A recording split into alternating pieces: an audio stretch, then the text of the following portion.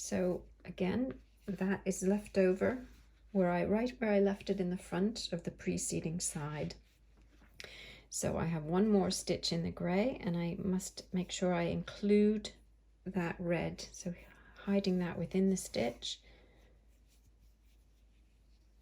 Now I'm going to change colors, so I need to grab hold of that red, and I'll do so by going back through that back loop of the stitch I just created. So if you can see, there's the stitch, and then I'm going to go back through that loop, pull it through and slip stitch it. Okay, so I've drawn that up. Now this is really, really important. You need to make sure you pull that red over the grey from the previous color. Insert your hook as though you're making the stitch, then pull the grey down, and then make your stitch with the red.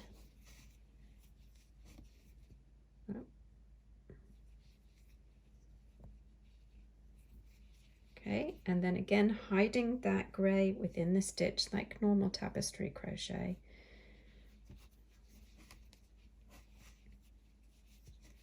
My modified thermal stitch, going under, yarn under, and my last one.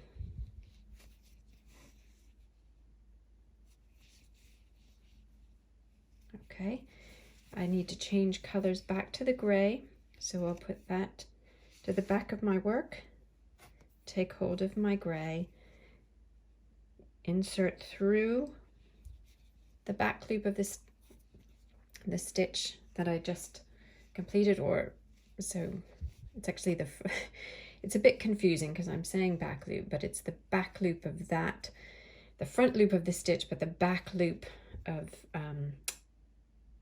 that stitch created the row before, if that makes any sense. So through that, draw up and slip stitch through, and then being very careful to cross over,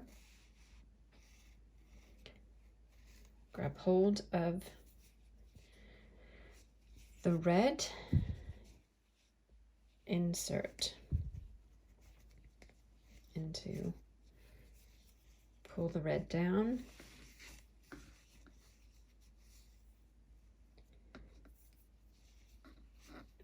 grab hold of the grey again and hide the red in the stitch. Okay, now again, I don't need to carry the red any further because I'm just using it in this chunk.